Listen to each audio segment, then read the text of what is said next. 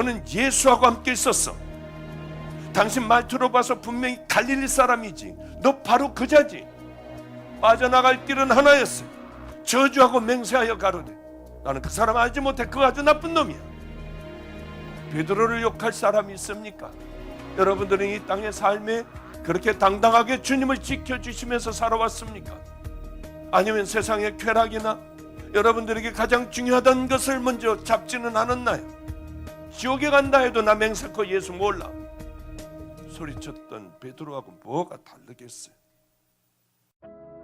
그런데 그때요, 바로 닭울음 소리가 들려요. 너무나도 기가 막혀 예수님을 비로소 눈을 들어 바라봤어요. 내가 다 알아.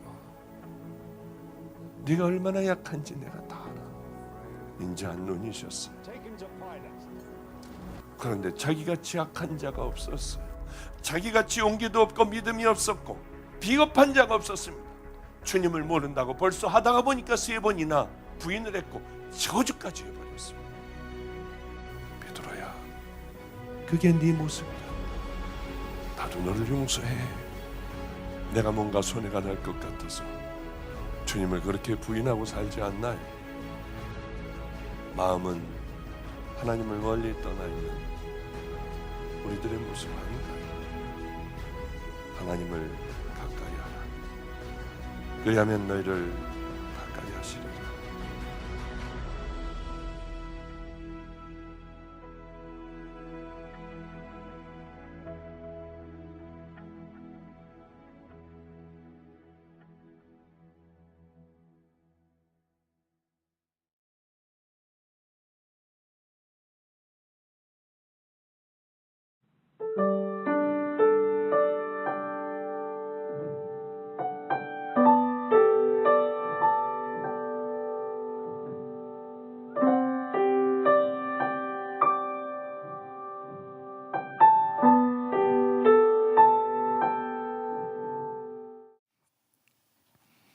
요즘에는 애들이 아주 이쁜 짓을 많이 합니다.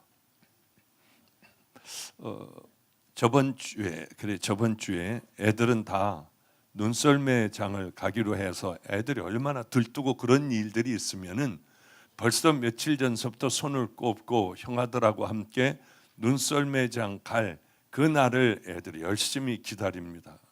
그런데 그 중에 6살 먹은 아이가 아직도 침을 그렇게 흘리고 말도 똑똑히 잘 못하는 아이가 자기는 안 가고 마가의 다락방에서 지금 집회하고 계신 목사님하고 같이 자겠다는 거예요, 얘가.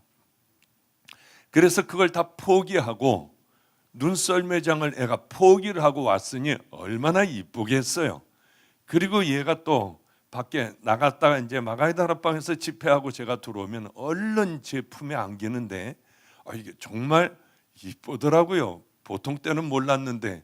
그러니까 제가 이뻐하니까 또 나갔다가 얼른 뛰어들어와서 제 품에 안기고 하면 제가 꼭 끌어안아주고 그러면서 이제 있었습니다. 근데 이 아이가 저하고 꼭 자겠다는 거예요.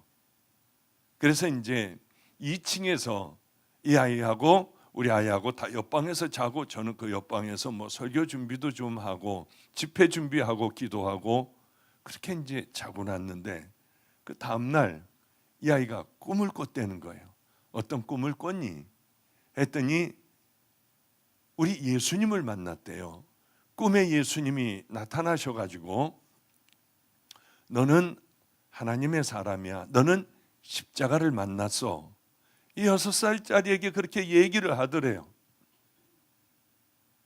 그래서 얘가 그냥 어쩔 줄 모르고 있었는데 그래 다들 물어봤습니다. 그런데 그래서 어떻게 됐어? 그 얘기를 하시고 집에 가셨대요. 그래서 그 예수님 집이 어디니? 그랬더니 말도 안 되는 얘기를 하는 거예요, 얘가. 근데 그런 머리를 가진 아이가 아닌데 예수님의 지금은 자기의 마음인데 마음으로 들어가셨다고 하더래요. 그러면서 이제 그 다음의 일들은 제가 잘 다 잊어버렸습니다. 이제 지금. 근데 재밌는 얘기가 그래서 너 이제 죄 짓지 말라고 했대요. 그렇게 하고 그 다음 날 됐는데 애가 눈이 이 얼굴이 다 젖을 정도로 우는 거예요. 자는데, 낮잠을 자는데. 그래서 왜 그러니 너? 왜 그러니? 그랬더니 너무 슬퍼서 그렇대요. 6살짜리가요. 그래 이제 이 아이를 잘 돌봐주는 그런 자매가 있습니다. 애들을 다 돌보는 자매가 있어요. 얘네들은 다 밤이 되면 같이 다들 통성 기도하고 이제 하나님 말씀을 읽고 기도를 통성 기도를 오랫동안 해요. 근데 궁금해서 물어봤답니다. 더 열심히 아이가 열심히들 그렇게 소리를 지르며 주여 주여 부르면서 기도를 해가지고 물어봤대요. 얘야, 나는 혹시 하나님께서 나 천국에 간다고 하니 아니면 안 간다 못 간다고 하니 하고 물어보니까 6살짜리가 잠깐 기다리라고 하면서 주야 주야 하면서 기도를 하더래요. 그러더니 이 아이가 이렇게 얘기하더래요. 하나님께서 다 회개해 주 온다고 하신대요. 그러면서 회개가 아직 안 됐으니까 회개를 하라고. 그래서 얼마나 깜짝 놀랐는지 걔 앞에서 열심히 주님 이제 죽일 나를 용서해 주시고 하면서 뜨겁게 기도했다고 하더군요. 천국 지옥 가는 것 궁금한 분이 있습니까? 우리 집에 오세요. 걔가 기도해 줄 거예요. 누구나 다 천국을 가고 싶죠. 저도 정말 천국을 가고 싶고, 그래서 이 길을 저는 성경을 보고, 다른 사람의 설교가 아니라 성경을 보고 주님은 뭐라고 얘기하셨나?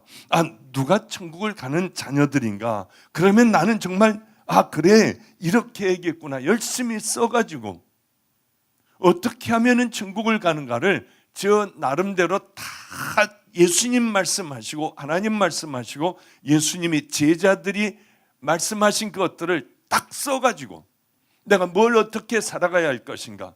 저는 저에게 천국과 지옥이 가장 중요하기 때문에 딱 만들어 놨습니다. 그리고 그것들을 마음속 깊이 새겨놓고 내 삶에서 그러면 이건 어떻게 될까? 천국 가는 백성은 어느 길로 가야 할까? 아니 지금 이 일을 만났는데 나는 지금 어디로 가야 하나? 예수님이면 어떻게 하실까? 그리고 마태복음 5, 6, 7장을 다 읽고 내 마음에 집어넣고 나는 어디로 가야 하고 어떻게 살아가야 하는가를 정해놨습니다.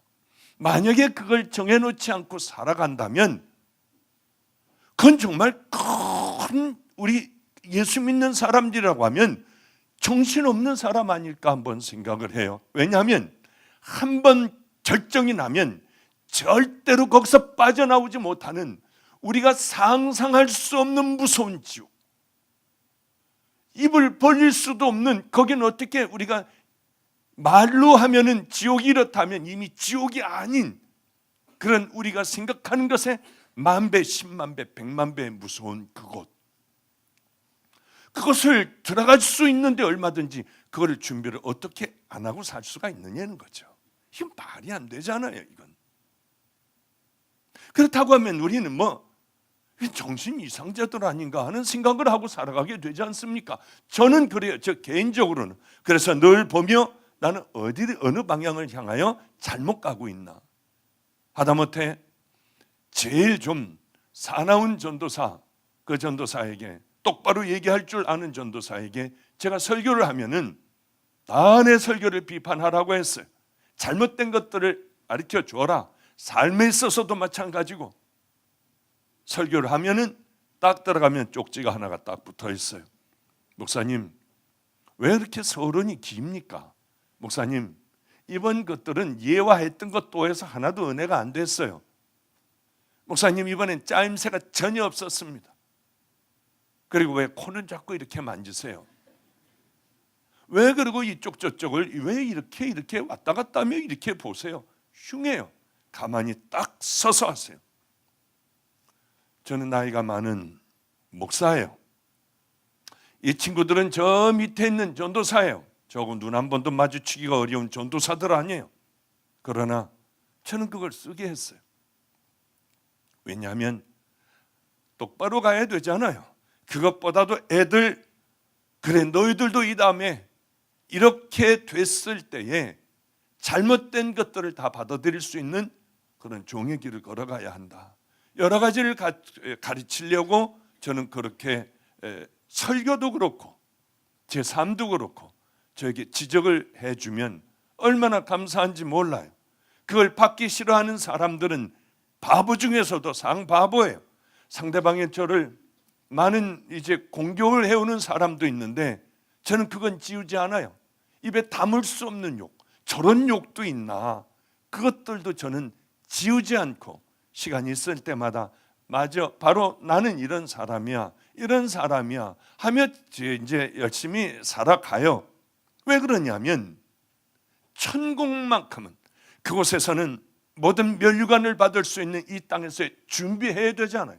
우리는 어쩌면 번쩍하고 나면은 주님의 심판대 앞에 서 있는 그런 경우가 우리에게 있을 수 있다고 하는 거죠. 그런데 이 다음에 어떻게 되겠지 하고 준비 안 한다고 하면은 우리는 정말 우리같이 바보는, 어리석은 자들은 없을 거예요. 화중지병이라고 하는 말이 있죠. 그림의 떡, 얼마나 그렇게 떡이 생생하고 맛있게 딱 떡이 그려져 있는지요. 그러나 그것은 내 것이 될 수 없어요. 그것을 집어 먹을 수도 없어요. 내가 만질 수 없고 내가 먹을 수 없다면 그건 의미 없는 것 아니겠습니까? 그래요. 그런데 이것이 화중지병이라고 하는 것이, 저는 한문을 잘 모릅니다. 그런데 화중지천이 말이 되나 안 되나 전 잘 모르겠어요. 그저 그림 속에 있는 천국, 나하고는 상관없는 그림에 있는 떡을 못 먹듯이 그림에 있는 천국도 우리가 소유할 수 없는 그런 교인이라고 하면 우리같이 어리석은 사람이 어디 있겠습니까? 교회까지 나와 어떻게 하면 된다고 하는 것을 다 알면서도 세상에 천국하고는 상관없는 삶을 살아간다면 우린 도대체 어떤 사람이냐고 하는 거예요. 나 어디로 가는지도 모르고 살아가는 교인들이 얼마나 많은지 몰라요. 나 어디로 가고 있나? 잘못된 신앙의 길을 달려가면서도 이것이 옳은 길인 줄 알고 살아가는 사람들이 끔찍이 많다고 하는 거죠. 그래요. 그림의 아름다운 천국을 보면서도 그저 이 천국으로, 그저 그림의 천국으로 남아있다고 하면은 우린 불쌍하기가 짝이 없고 어리석기가 짝이 없는 사람 아니겠습니까? 사도 바울은 이렇게 얘기해요. 십자가의 도가 멸망하는 자들에게는 미련한 것이요 구원을 얻는 우리에게는 하나님의 능력이라. 이 안에서도 십자가의 도가 여러분들하고는 아무 상관이 없는 미련한 자일 수 있다고 하는 거죠. 이 안에 우리가 살아가면서도요. 십자가는 어떤 능력이 있느냐 하면 내 죄가 다 드러나는, 그래서 십자가를 붙들고 우리는 이 씻김을 받는, 십자가를 붙들고 예수님의 보혈로 씻김을 받는 그 능력이 있습니다. 베드로가 하루는 나가서 열심히 밤에 밤늦도록 고기를 잡았는데 하나도 못 잡았어요. 왜 그러냐 하면은 갈릴리 호수에는 너무나도 그때는 이 투명한 물이었기 때문에 낮에 고기를 잡으려고 하면은 고기들이 다 도망가는 거예요. 그래서 이제 컴컴한 밤에 열심히 그물을 던져 고기를 잡고 있는데 한 마리도 못 잡았습니다. 그런데 그때 예수님이 오셔서 네 배 좀 빌릴 수 있느냐? 예, 얼른 배를 빌려드렸습니다. 예수님은 배가 강대상이 되어 열심히 복음을 전하기 시작하셨어요. 베드로는 은혜를 굉장히 받았겠죠. 아, 저분은 선지자시겠구나. 저분은 하나님의 아들이야. 그런데 예수님께서 말씀을 다 마치신 후에 말도 안 되는 저 깊은 곳에 가서 그물을 한번 던져봐라. 그물을 던졌더니 엄청나게 많이 잡혔습니다. 저분이 하나님의 아들임을 깨닫고 예수님에게 무릎을 꿇고 뭐라고 하나요? 나를 떠나소서. 나는 죄인이로소이다. 예수님을 만나면, 십자가를 만나면 내가 얼마나 큰 죄인인지를 알게 돼요.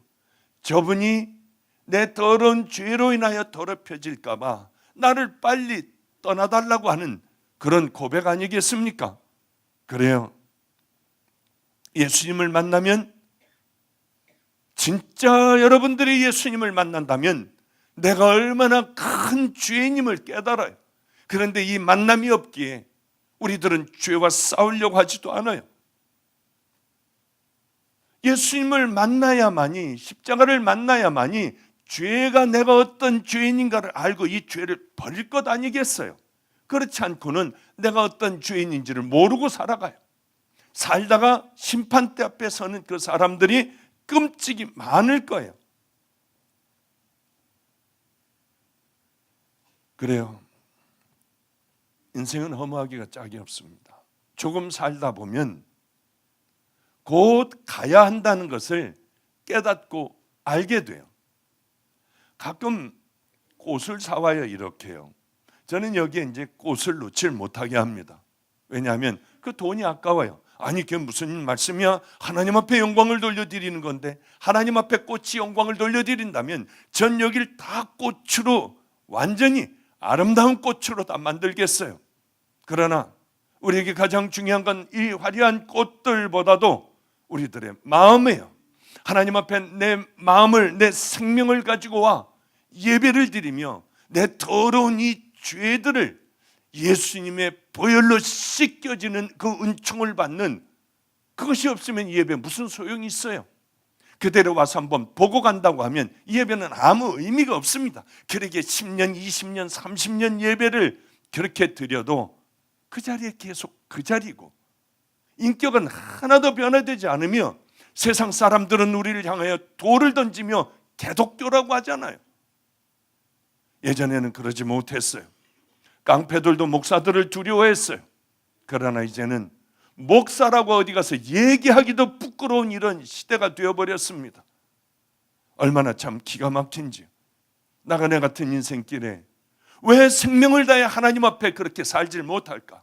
예배를 통하여 하나님 앞에는 영광이고 내게는 더러운 오물 같은, 이 더러운 하수도 같은 심령들이 열려 다 쏟아내버리고 하나님의 은혜로 가득 채워진 그 예배를 못 드릴까? 이 예배에서 얻은 힘을 가지고 세상에 나가 내 삶을 예배로 바꿔버리고 내 삶을 기도로 바꿔버리며 우리 주님이 기뻐하시는 그 삶을 한 번이라도 살다가 주님 앞에 나와 엎드려 한없는 은혜를 받고 받은 자들만이 아는 그 은혜의 길을 왜 못 걸어갈까? 이런 생각을 하게 돼요. 인생은 허무하기 짝이 없는 것이 우리들의 인생이에요. 인생은 나그네 같다고 하지 않습니까? 인생은 성경에는 안개 같다고 하지 않아요. 잠깐 그저 끼었다가 사라져버리는 안개, 그게 우리들의 인생이라고 했는데 우리들은 아니야, 난 영원히 살 것 같아요, 아직도 죽으려면 먼 것 같아요. 그러나 그것이 아니에요. 이렇게 아름다운 꽃들도 시간이 지나면 시들시들해지고 잎들이 떨어지고 좀 시간이 지나면 보기 흉한 골이 되어버립니다. 그러면 아름다울 때는 그저 잠깐이지만은 시들은 이 꽃들은 집에 놔두면 보기가 거북하고 불편해요. 얼른 갖다 이 시들은 꽃을 갖다 쓰레기통에 버리고 그 자리를 깨끗하게 치워야 산뜻하고 살 것 같아요. 우리 인생이 마치 이렇죠.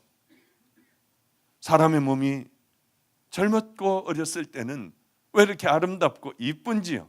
우리 아이들, 남자놈들이요, 그저 5살, 6살 먹은 애들, 남자애들 궁뎅이를 탁 하고 치고 애 녀석 하면은 이게 무슨 찰고무, 탱고무 같이요, 어쩌면 탱 하고 이렇게 탁 하고 나오는지요.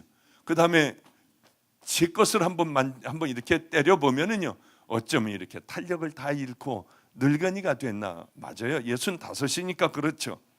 그런데 사람이 그렇게 아무리 아름다운 여인이라 해도, 젊은 애들이라 해도 죽으면 그 육체에서는 썩은 냄새가 나요.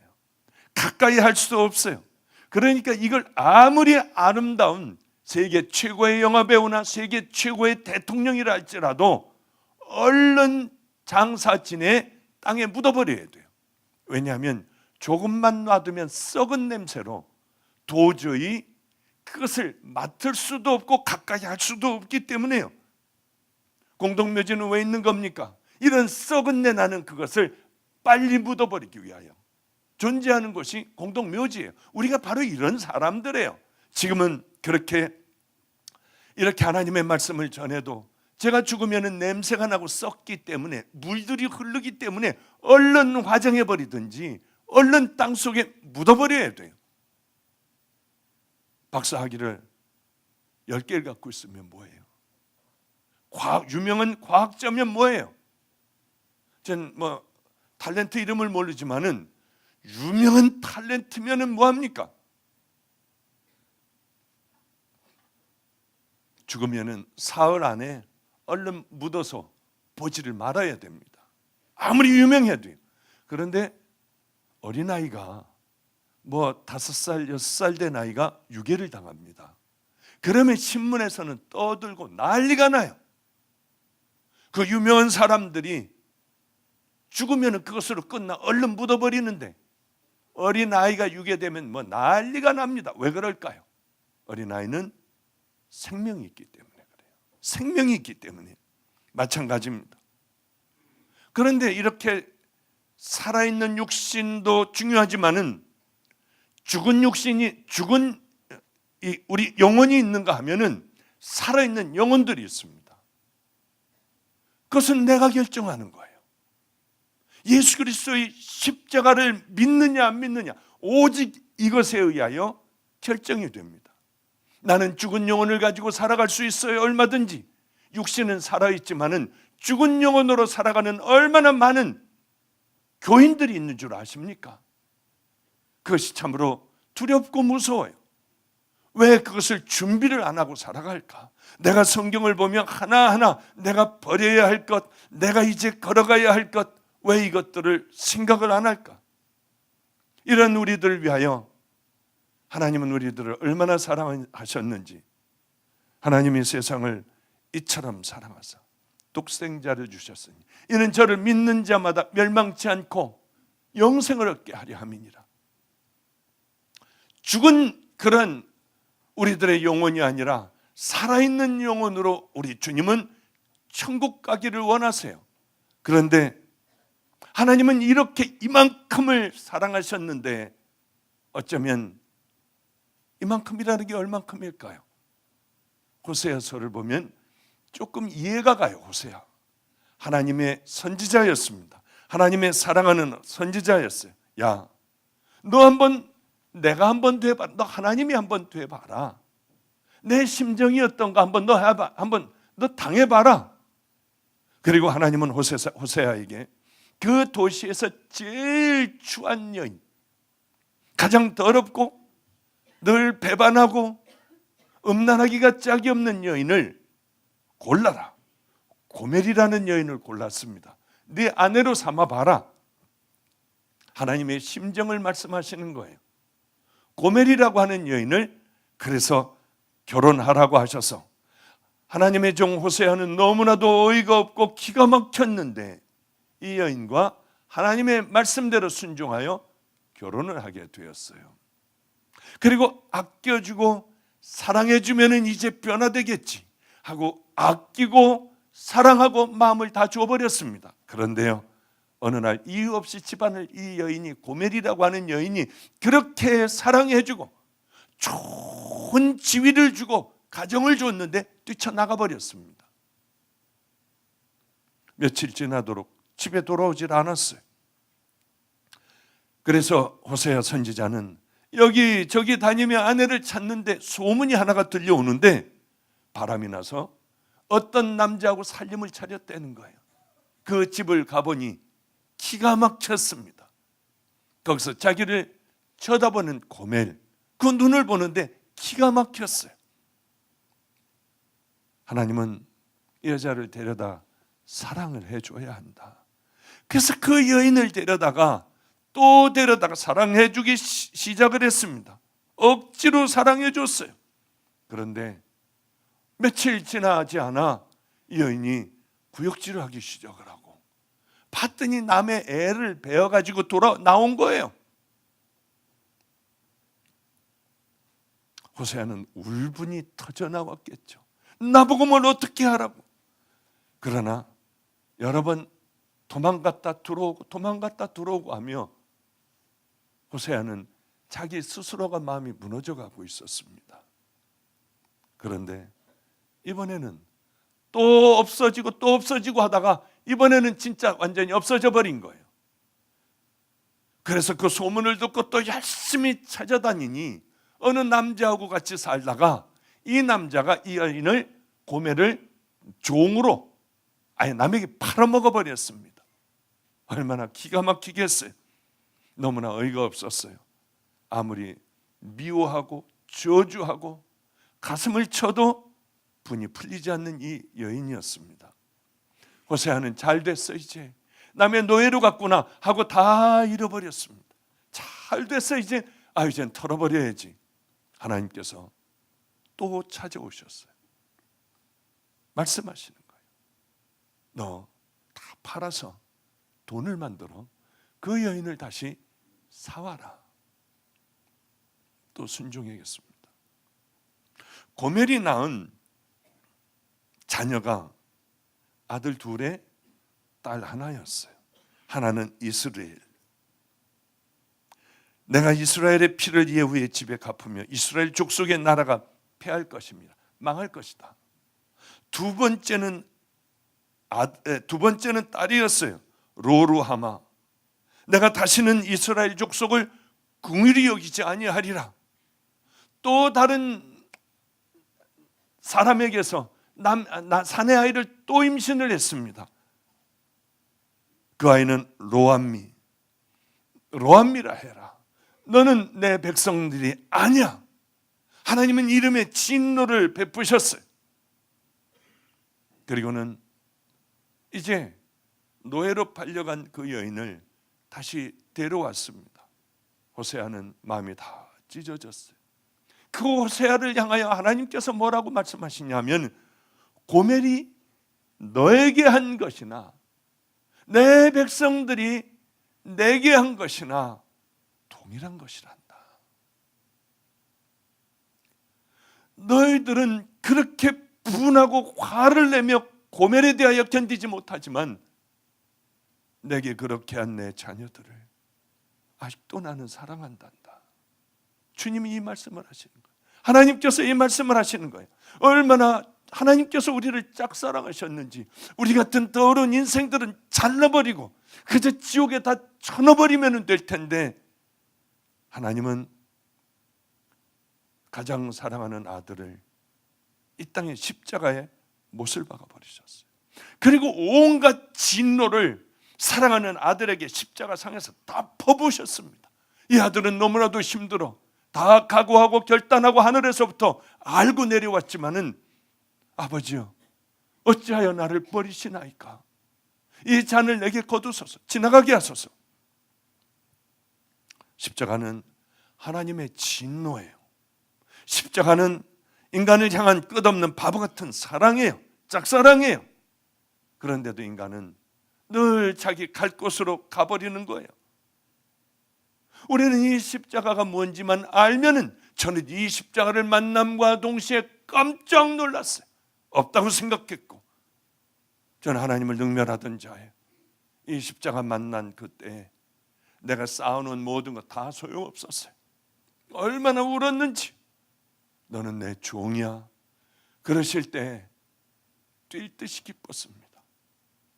세상이 다 내 것 같았어요. 가지고 있던 거, 가서 의사에 가는 건 다 엄청나게 비싼 것들, 금이니 뭐니 다 쓰레기통에 버렸어요. 그리고 엎드려 울면서 기도했던 기억이 나요.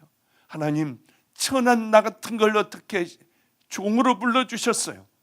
가지고 있던 거 팔아 다 나눠주고 미련 하나도 갖지 않고 저는 용산역 앞 쪽방으로 들어갔어요. 아마 병원을 하다가 망해 쪽방 들어갔다면 전 틀림없이 자살했을 거예요. 왜냐하면 그런 걸 살 수 있는 능력도 용기도 아무것도 없는 사람이었으니까. 그러나 쪽방 들어가서 그저 울기만 했어요. 하나님 앞에 감사해서 울기만 했어요. 왜냐하면 이 은혜를 입었으니까요. 아니 어떻게 나 같은 자가 이 은혜를 입었을까? 매맞아도 괜찮았어요. 교인이 하나도 없어도 괜찮았습니다. 누가 뭐라고 해도 상관없었어요.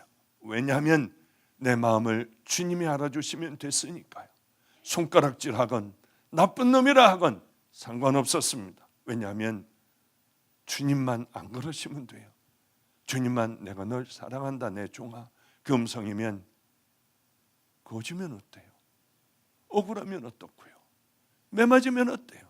가족으로부터 버림받아 그저 외롭고 쓸쓸한 길 걸어가면 어떻습니까? 내가 만났는데요. 하나님은 바로 이러한 분이에요. 만나면은 돌아올 수 없는, 돌이킬 수 없는 바로 그런 분 아니겠습니까? 1993년인가요? 성철 스님이 돌아가셨어요. 그분은 대단하신 분이에요. 뭐 철망을 쳐놓고 사람들 만나지 않고 들어놓아서 자본 적도 없고 뭐 대단해요. 옷을 30년 동안 한 번도 이것을 버린 적도 없어요. 30년 동안 입었습니다. 참 대단해요. 기워 입고 또 기워 입고 또 기워 입었어요. 저는 그러지 안 해요.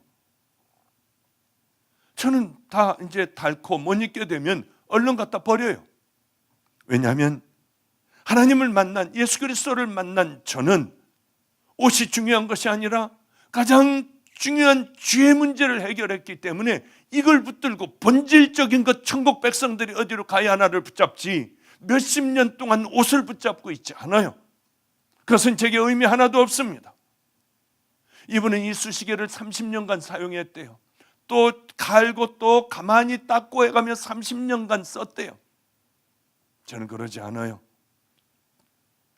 잘 안 쓰지만은 어쩌다가 뭐 고기를 먹고 걸렸다고 하면은 쓰고 뚝 부러뜨려서 쓰레기통에 버려요. 왜냐하면 저에게는 이 수식의 한 개를 붙들고 사는 것보다 더 중요한 것은 난 십자가 붙들고 내게 영생 주신 그 주님 십자가 붙들고 살아가는 게 저에게는 훨씬 중요하기 때문에 그렇습니다. 저는 이거 쓰시고 난 다음에 절대로 보관하지 않아요. 다 버려버려요. 왜 그러냐면 이 수식이나 옷은 제 인생에 있어서 하나도 중요하지 않아요. 명예도 중요한 것 없어요. 돈도 제게는 그렇게 중요하지 않아요. 제게 가장 중요한 것은 십자가예요. 나는 과연 천국 믿음의 자녀인가? 이것이 없다고 하면 마치 여러분에게 천국이 그림에 그려진 그저 그 천국이라고 하면 이것을 소유할 수 없다고 하면 우리는 어리석기가 짝이 없는 그런 자녀들 아니겠습니까? 이 말씀 드리고 끝낼게요. 중국의 청나라 대군이 조선 땅을 압록강을 건너서 침범을 했습니다. 병자호란 인조왕 때 14대 조선 16대 임금 인조왕 때 쳐들어왔습니다. 남한산성에서 열심히 싸우다가 그저 3주를 버티지 못하고 그만 다 무너져 버렸어요. 오랑캐라고 하죠.